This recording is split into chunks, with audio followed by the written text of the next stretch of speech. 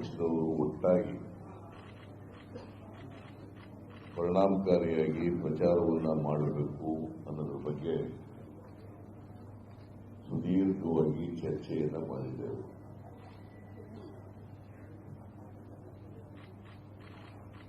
ಈ ಒಟ್ಟಿಗೆ ಪ್ರಚಾರ ಮಾಡಬೇಕು ಅಂತಕ್ಕಂಥದ್ದು ಇದು ಚುನಾವಣೆ ಘೋಷಣೆ ಆದ್ಮೇಲೆ ತೆಗೆದುಕೊಂಡಂತ ನಿರ್ಣಯ ಏನಲ್ಲ. ಸಮ್ಮಿಶ್ರ ಸರ್ಕಾರ ರಚನೆಯಾದಂಥ ಸಂದರ್ಭದಲ್ಲೇ ಎರಡೂ ಪಕ್ಷಗಳ ಬಗ್ಗೆ ಆಗಿದ್ದಂಥ ಅಂಡರ್ಸ್ಟ್ಯಾಂಡಿಂಗ್ ಮುಂದೆ ಬರತಕ್ಕಂಥ ಲೋಕಸಭಾ ಚುನಾವಣೆಯಲ್ಲಿ ಭಾರತೀಯ ಜನತಾ ಪಕ್ಷವನ್ನು ನಾವು ಒಟ್ಟಾಗಿ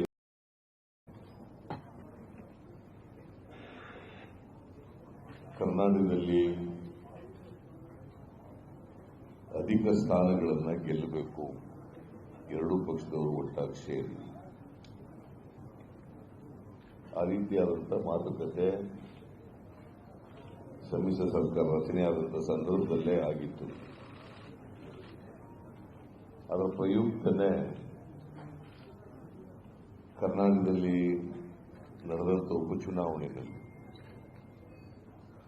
ನಾವು ಹೊಂದಾಣಿಕೆ ಮಾಡಿಕೊಂಡು ಚುನಾವಣೆಯನ್ನು ಎದುರಿಸಿದ್ದೇವೆ. ಬಳ್ಳಾರಿ, ಶಿವಮೊಗ್ಗ, ಮಂಡ್ಯ ಲೋಕಸಭಾ ಕ್ಷೇತ್ರಗಳು, ರಾಮನಗರ ಮತ್ತು ಜಮಖಂಡಿ ವಿಧಾನಸಭಾ ಕ್ಷೇತ್ರಗಳು ಇವುಗಳನ್ನು ಜಂಟಿಯಾಗಿ ನಾವು ಎದುರಿಸಿದ್ದೆವು. ಶಿವಮೊಗ್ಗದಲ್ಲಿ ಸ್ವಲ್ಪದಲ್ಲಿ ನಾವು ಸೋತು, ಉಳಿದ ಕ್ಷೇತ್ರಗಳಲ್ಲಿ ನಾವು ಗೆದ್ದೆವು. ಬಿಜೆಪಿ ಉಳಿದ ಕ್ಷೇತ್ರಗಳಲ್ಲಿ ಗೆಲ್ಲಲಿಕ್ಕಾಗಲಿಲ್ಲ. ಮತ್ತೆ ಭಾರಿ ಅಂತರದಿಂದ ಗೆದ್ದೆವು ನಾವು. ಜಮಖಂಡಿನಲ್ಲಿ 39,000 ಅಂತರದಿಂದ, ರಾಮನಗರದಲ್ಲಿ 1,00,000ಕ್ಕೂ ಹೆಚ್ಚು ಮತಗಳ ಅಂತರದಿಂದ, ಬಳ್ಳಾರಿನಲ್ಲಿ 2,40,000 ಮತಗಳ ಅಂತರದಿಂದ, ಮಂಡ್ಯದಲ್ಲಿ 3,00,000ಕ್ಕೂ ಹೆಚ್ಚು ಮತಗಳ ಅಂತರದಿಂದ, ಶಿವಮೊಗ್ಗದಲ್ಲಿ ಮಾತ್ರ ನಾವು 50,000 ಸೋತರು. ಅದು ಏನು ಹಿಂದೆ ಯಡಿಯೂರಪ್ಪನವರು 3,60,000 ಮತಗಳ ಅಂತರದಿಂದ ಗೆದ್ದಿದ್ರು 2014ರಲ್ಲಿ. ನಾವು ಜಂಟಿಯಾಗಿ ಹೋರಾಟ ಮಾಡಿದ ಮೇಲೆ ಆ ವ್ಯತ್ಯಾಸ ಮಾರ್ಜಿನ್ ಬಹಳ ದೊಡ್ಡ ಪ್ರಮಾಣದಲ್ಲಿ ಕಡಿಮೆ ಆಯಿತು. 50,000 ನಾವು ಸೋತ. ಅದನ್ನು ಕೂಡ ಗೆಲ್ತಿದ್ದ. ಇನ್ನೂ ಸ್ವಲ್ಪ ಹೆಚ್ಚು ಎಫರ್ಟ್ಸ್ ಹಾಕಿದ್ರೆ ಅದನ್ನು ಕೂಡ ಗೆಲ್ತಿದ್ದವು. ಅದಕ್ಕೆ ಈಗ ಈ ಲೋಕಸಭಾ ಚುನಾವಣೆಯಲ್ಲಿ ಭಾರತೀಯ ಜನತಾ ಪಕ್ಷವನ್ನು ಸಂಪೂರ್ಣವಾಗಿ ಸೋಲಿಸಬೇಕು ಕರ್ನಾಟಕದಲ್ಲಿ. ಯಾಕಂದ್ರೆ ಪದೇ ಪದೇ ಭಾರತೀಯ ಜನತಾ ಪಕ್ಷದವರು ಹೇಳ್ತಾರೆ, ಇಂದಿನ ಅಸೆಂಬ್ಲಿ ಚುನಾವಣೆಯಲ್ಲಿ, ಲೋಕಸಭಾ ಚುನಾವಣೆಯಲ್ಲಿ ಕರ್ನಾಟಕ ಮುಕ್ತ, ಕಾಂಗ್ರೆಸ್ ಮುಕ್ತ ಕರ್ನಾಟಕ ಮಾಡ್ತೀವಿ ಅಂತೆಲ್ಲ ಹೇಳ್ತಾರೆ. ಅದು ಸಾಧ್ಯ ಇಲ್ಲ. ಕೋಮುವಾದಿ ಪಕ್ಷಕ್ಕೆ ಬೆಂಬಲ ಕೊಡ್ತಕ್ಕಂಥವ್ರ ಸಂಖ್ಯೆ ಕಡಿಮೆ ಇದೆ. ಜಾತ್ಯತೀತ ಮನೋಭಾವ ಇರ್ತಕ್ಕಂಥ, ಜಾತ್ಯತೀತ ತತ್ವದಲ್ಲಿ ನಂಬಿಕೆ ಇಟ್ಟಿರ್ತಕ್ಕಂಥ, ಅದರ ಪರವಾಗಿರ್ತಕ್ಕಂಥ ಮತದಾರರೇ ಜಾಸ್ತಿ ಇರೋದು ಕರ್ನಾಟಕದಲ್ಲಿ ಯಾವಾಗಲೂ ಕೂಡ. ಈ ಜಾತ್ಯತೀತ ತತ್ವದ ನಂಬಿಕೆ ಇಟ್ಟಿರತಕ್ಕಂಥ ಮತಗಳು ವಿಭಜನೆ ಆಗೋದ್ರಿಂದ ಭಾರತೀಯ ಜನತಾ ಪಕ್ಷಕ್ಕೆ ಅನುಕೂಲ ಆಗ್ತಾ ಇರ್ತದೆ. ಆ ವಿಭಜನೆ ಆಗದ ರೀತಿಯಲ್ಲಿ ನೋಡ್ಕೋಬೇಕು ಅಂತಕ್ಕಂಥದ್ದು ಒಟ್ಟಾಗಿ ನಾವು ಚುನಾವಣೆಯನ್ನು ಎದುರಿಸ್ತಾ ಇರ್ತಕ್ಕಂಥ ಉದ್ದೇಶ. ಮತ್ತೆ ಭಾರತೀಯ ಜನತಾ ಪಕ್ಷದವರು ಕರ್ನಾಟಕದಲ್ಲಿ ಯಾವ ಕಾರಣಕ್ಕೂ ಕೂಡ ಅವರು ಗೆಲ್ಲಬಾರದು ಈ ಉದ್ದೇಶದಿಂದ ನಾವು ಈ ಚುನಾವಣೆಯನ್ನು ಕೂಡ ಒಟ್ಟಾಗಿ ಎದುರಿಸ್ತಾ ಇದ್ದೀವಿ. ಈಗಾಗಲೇ ಸೀಟ್ಗಳ ಹಂಚಿಕೆ ಆಗಿದೆ. ಅಭ್ಯರ್ಥಿಗಳು ಘೋಷಣೆ ಆಗುತ್ತೆ. ಇನ್ನೊಂದು 2 ದಿನ 3 ದಿನಗಳಲ್ಲಿ ಅಭ್ಯರ್ಥಿಗಳು ಕೂಡ ಘೋಷಣೆ ಆಗ್ತಾರೆ. ಎಲ್ಲಾ ಜಿಲ್ಲಾ ಘಟಕಗಳಿಗೆ ನಮ್ಮ ಪಕ್ಷದ ವತಿಯಿಂದ ಕೂಡ ಮತ್ತೆ ಜೆಡಿಎಸ್ ಪಕ್ಷದ ವತಿಯಿಂದ ಕೂಡ ಎಲ್ಲ ಜಿಲ್ಲಾ ಘಟಕದ ಅಧ್ಯಕ್ಷರುಗಳಿಗೆ, ಬೇರೆ ಬೇರೆ ಲೀಡರ್ಗಳಿಗೆ, ಶಾಸಕರುಗಳಿಗೆ, ಲೋಕಸಭಾ ಸದಸ್ಯರುಗಳಿಗೆ ಪಕ್ಷದ ವತಿಯಿಂದ ಕಟ್ಟುನಿಟ್ಟಿನ ನಿರ್ದೇಶನ ಹೋಗ್ತದೆ.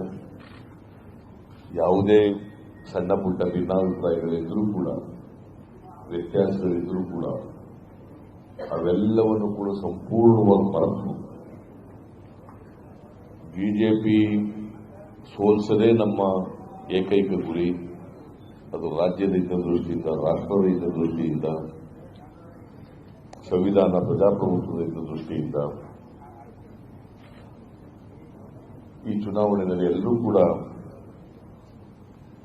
ಒಗ್ಗಟ್ಟಿನಿಂದ ಕೆಲಸ ಮಾಡಬೇಕು ಅಂತಕ್ಕಂಥ ನಿರ್ದೇಶನ ಕೂಡ ಎಲ್ಲ ಕಡೆ ಹೋಗ್ತದೆ. ಅದ್ರ ಜೊತೆಗೆ ಅವ್ರ ಪಾರ್ಟಿಯಿಂದ ಒಬ್ಬರು, ನಮ್ಮ ಪಾರ್ಟಿಯಿಂದ ಒಬ್ಬರು ಅಬ್ಸರ್ವರ್ಸ್ನ ಕೂಡ ಪ್ರತಿ ಜಿಲ್ಲೆಗೆ ಹಾಕ್ತೀವಿ. ಯಾಕಂದ್ರೆ ಕೋಆರ್ಡಿನೇಷನ್ ಮಾಡ್ತಕ್ಕಂಥದ್ದು ಕೂಡ ಮುಖ್ಯ ಆಗ್ತದೆ. ಯಾಕಂದ್ರೆ ದೇವೇಗೌಡರು ಅವ್ರ ಕಾರ್ಯಕರ್ತರಿಗೆ ಕಟ್ಟುನಿಟ್ಟಿನ ಸೂಚನೆ ಕೊಡ್ತಕ್ಕಂಥದ್ದು ಒಂದು ಭಾಗ, ನಾವು ನಮ್ಮ ಪಕ್ಷದಿಂದ ಕಟ್ಟುನಿಟ್ಟಿನ ಸೂಚನೆ ಕೊಡ್ತಕ್ಕಂಥದ್ದು ಒಂದು ಭಾಗ. ಅದರ ಜೊತೆಗೆ ಅದು ಹಾಗೇನೆ ಮುಂದುವರ್ಕೊಂಡು ಹೋಗಬೇಕು ಚುನಾವಣೆವರೆಗೆ ಅನ್ನೋ ಕಾರಣಕ್ಕೋಸ್ಕರ, ಮತ್ತೆ ಅದು ಫಲಪ್ರದ ಆಗಬೇಕು ಸಂಪೂರ್ಣವಾಗಿ ಅನ್ನೋ ಕಾರಣಕ್ಕೋಸ್ಕರ ಅಬ್ಸರ್ವರ್ಸ್ಗಳನ್ನ ಕೂಡ ನಾವು ನೇಮಕ ಮಾಡ್ತೀವಿ. ಸೀನಿಯರ್ ಲೀಡರ್ಸ್ಗಳನ್ನ ಎರಡೂ ಕಡೆಯಿಂದ, ಒಂದೊಂದು ಪಾರ್ಲಿಮೆಂಟ್ ಕ್ಷೇತ್ರಕ್ಕೆ ಅವ್ರ ಕಡೆಯಿಂದ ಒಬ್ಬರು, ನಮ್ಮ ಕಡೆಯಿಂದ ಒಬ್ಬರು, ಅದನ್ನು ಕೂಡ ನೇಮಕ ಮಾಡ್ತಕ್ಕಂಥದ್ದು ಮಾಡ್ತೇವೆ. ನನಗೆ ಸಂಪೂರ್ಣ ವಿಶ್ವಾಸ ಇದೆ, ನಮ್ಮ ಕಾರ್ಯಕರ್ತರು ಪಕ್ಷ ಏನು ತೀರ್ಮಾನ ಮಾಡಿದೆ, ಹೈಕಮಾಂಡ್ ಏನು ತೀರ್ಮಾನ ಮಾಡಿದೆ, ನಾವೇನು ತೀರ್ಮಾನಗಳನ್ನು ಮಾಡಿದ್ದೀವಿ, ಹಾಗೇನೆ ಜೆಡಿಎಸ್ನವರು ಏನು ತೀರ್ಮಾನ ಮಾಡಿದ್ದಾರೆ, ಅದಕ್ಕೆ ನಮ್ಮ ಕಾರ್ಯಕರ್ತರು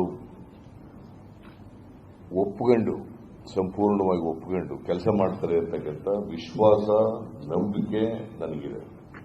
ಯಾಕಂದ್ರೆ ನಮ್ಮ ರಾಜಕೀಯ ಎದುರಾಳಿ ಇರ್ತಕ್ಕಂಥದ್ದು ಭಾರತೀಯ ಜನತಾ ಪಕ್ಷ. ಅವರನ್ನ ಸೋಲಿಸಬೇಕಾಗಿರ್ತಕ್ಕಂಥದ್ದು ಇವತ್ತು ರಾಜಕೀಯ ದೃಷ್ಟಿಯಿಂದ ಅನಿವಾರ್ಯ, ಅಗತ್ಯ. ಆ ಕೆಲಸವನ್ನು ಕೂಡ ಮಾಡ್ತೇವೆ. ಇದ್ರ ಜೊತೆಗೆ ಜಂಟಿಯಾಗಿ ಪ್ರಚಾರ ಸಭೆಗಳಲ್ಲೂ ಕೂಡ ಭಾಗವಹಿಸ್ತೀವಿ. ಯಾವುದೇ ಕ್ಷೇತ್ರದಲ್ಲಿ ನಾನು, ದೇವೇಗೌಡರು, ಕುಮಾರಸ್ವಾಮಿ, ದಿನೇಶ್ ಗುಂಡೂರಾವ್ ಅವರು, ಮತ್ತೆ ಕೆಲವು ಪ್ರಚಾರ ಸಭೆಗಳಲ್ಲಿ ರಾಹುಲ್ ಗಾಂಧಿ ಅವರು, ದೇವೇಗೌಡರು, ನಾವೆಲ್ಲರೂ ಕೂಡ ಭಾಗವಹಿಸ್ತೀವಿ. ಅದನ್ನು ಪ್ರಥಮವಾಗಿ ಕರ್ನಾಟಕದಲ್ಲಿ ಒಂದು ಸಾರ್ವಜನಿಕ ಸಭೆಯನ್ನ ರಾಹುಲ್ ಗಾಂಧಿ ಅವರು ಭಾಗವಹಿಸಲಿಕ್ಕೆ, ಅದರಲ್ಲಿ ದೇವೇಗೌಡರು ಭಾಗವಹಿಸಲಿಕ್ಕೆ, ನಾವೆಲ್ಲರೂ ಕೂಡ ಭಾಗವಹಿಸಲಿಕ್ಕೆ ಮಾಡ್ತಕ್ಕಂಥ ಒಂದು ಮೈಸೂರು, ಬೆಂಗಳೂರಿನ ಆಸುಪಾಸಿನಲ್ಲಿ ಒಂದು ಸಭೆಯನ್ನು ನಾವು ಮಾಡ್ತೀವಿ. ಅದು most likely 31st of March. Most likely 31st of March. ಯಾಕಂದ್ರೆ ಇನ್ನು ರಾಹುಲ್ ಗಾಂಧಿ ಅವ್ರದ್ದು ಅವರ ಸಮಯನೂ ಕೂಡ ನಾವು ನೋಡ್ಕೊಂಡು ಮಾಡಬೇಕಾಗ್ತದೆ. ಅದಕ್ಕೋಸ್ಕರ ದೇವೇಗೌಡರು ಸೂಚಿಸಿದ್ದಾರೆ, ಮಾರ್ಚ್ 31ಕ್ಕೆ ಮಾಡೋಣ ಅಂತೇಳಿ ಅವರು ಸೂಚಿಸಿದ್ದಾರೆ. ರಾಹುಲ್ ಗಾಂಧಿ ಅವರ ವೇಣುಗೋಪಾಲ್ಗೂ, ನಮ್ಮ ರಾಜ್ಯದ ಉಸ್ತುವಾರಿ ಜನರಲ್ ಸೆಕ್ರೆಟರಿ ACC ಅವ್ರಿಗೂ ಕೂಡ ನಾವು ಈಗಾಗಲೇ ತಿಳಿಸಿದ್ದೀವಿ. ಮತ್ತು ದೇವೇಗೌಡರು ಮಾತಾಡಿದ್ದಾರೆ, ನಾವು ಮಾತಾಡಿದ್ದೀವಿ. ಇಂದ ರಾಹುಲ್ ಗಾಂಧಿ ಅವರು ಅದಕ್ಕೆ ಸಮಯ ಕೊಡ್ತಾರೆ ಅಂತಕ್ಕಂಥ ನಂಬಿಕೆ ಇದೆ. ಈಗ ಮಾರ್ಚ್ 1ನೇ ತಾರೀಕು ಬೆಂಗಳೂರಿನಲ್ಲಿ 31 ಮಾರ್ಚ್ 2019 ಅವತ್ತು ಸಾಯಂಕಾಲ, ಅದು ಜಾಗ ಎಲ್ಲಿ ಏನಾದ್ರು ನಿಗದಿ ಮಾಡ್ತೀವಿ. ಆಮೇಲೆ ಕೂತ್ಕೊಂಡು ಎರಡು ಪಕ್ಷದವರು ಕೂತ್ಕೊಂಡು ಜಾಗ ಎಲ್ಲಿ ಏನಾದ್ರು ನಿಗದಿ ಮಾಡ್ತೀವಿ, ಸಮಯನೂ ಕೂಡ ನಿಗದಿ ಮಾಡ್ತೀವಿ. 31ನೇ ತಾರೀಕು, ಮಾರ್ಚ್ 31ನೇ ತಾರೀಕು ಒಂದು ಐತಿಹಾಸಿಕವಾದಂಥ ಸಾರ್ವಜನಿಕ ಸಭೆಯನ್ನು ಏರ್ಪಾಡು ಮಾಡ್ತಿದ್ರು. ಅಲ್ಲಿಂದಲೇ ನಮ್ಮ ಚುನಾವಣಾ ರಣಕಹಳೆ ಪ್ರಾರಂಭ ಆಗ್ತದೆ. ಪ್ರಾರಂಭ ಆಗಿ ಅದು ಬರೀ ಕರ್ನಾಟಕ ಅಷ್ಟೇ ಅಲ್ಲ, ಸುತ್ತಮುತ್ತಲ ರಾಜ್ಯಗಳಿಗೂ ಕೂಡ, ರಾಷ್ಟ್ರ ಮಟ್ಟದಲ್ಲೂ ಕೂಡ ಒಂದು ದೊಡ್ಡ ಸಂದೇಶ ಹೋಗಬೇಕು ಅನ್ನೋ ಕಾರಣಕ್ಕೋಸ್ಕರ ಈ ತರದ ಒಂದು ಮಾಡ್ತೇವೆ. ಅದಾದ್ಮೇಲೆ ನಾವು ಜಂಟಿಯಾಗಿ ಪ್ರಚಾರ ಸಭೆಗಳಲ್ಲಿ ಭಾಗವಹಿಸ್ತಕ್ಕಂಥದ್ದು, ಪ್ರಚಾರ ಮಾಡ್ತಕ್ಕಂಥದ್ದು ನಾವೆಲ್ಲರೂ ಕೂಡ ಒಟ್ಟಿಗೆ ಮಾಡ್ತೀವಿ. ಒಟ್ಟಾರೆಯಾಗಿ 28 ಸ್ಥಾನಗಳನ್ನು ಕೂಡ ಗೆಲ್ಲಬೇಕು ಅಂತಕ್ಕಂಥದ್ದು ನಮ್ಮ ಉದ್ದೇಶ. 28 ಲೋಕಸಭಾ ಕ್ಷೇತ್ರಗಳನ್ನು ಕೂಡ ಗೆಲ್ಲಬೇಕು. ಅದಕ್ಕೆ ಬೇಕಾದಂಥ ತಯಾರಿ, ಅದಕ್ಕೆ ಬೇಕಾದಂಥ ಪ್ರಚಾರ, ಅದಕ್ಕೆ ಬೇಕಾದಂಥ ಕಾರ್ಯಕರ್ತರ ಮನಸ್ಸನ್ನ ಗಟ್ಟಿಗೊಳಿಸ್ತಕ್ಕಂಥದ್ದು, ಕಾರ್ಯಕರ್ತರಲ್ಲಿ ಗ್ರೂಪನ್ನು ತುಂಬತಕ್ಕಂಥದ್ದು, ಆ ಕೆಲಸವನ್ನ ನಾವೆಲ್ಲರೂ ಕೂಡ ಮಾಡ್ತೀವಿ. ಎರಡೂ ಪಕ್ಷದವರು ಕೂಡ ಮಾಡ್ತೇವೆ ಅಂತಕ್ಕಂಥ ಮಾತನ್ನ ತಮಗೆ ತಿಳಿಸ್ತಾ, ಮತ್ತೆ ನಿಮ್ಮ ಸಹಕಾರನೂ ಕೂಡ ಇರಬೇಕಾಗ್ತದೆ. ನಿಮ್ಮ ಸಹಕಾರ ಬಹಳ ಮುಖ್ಯ.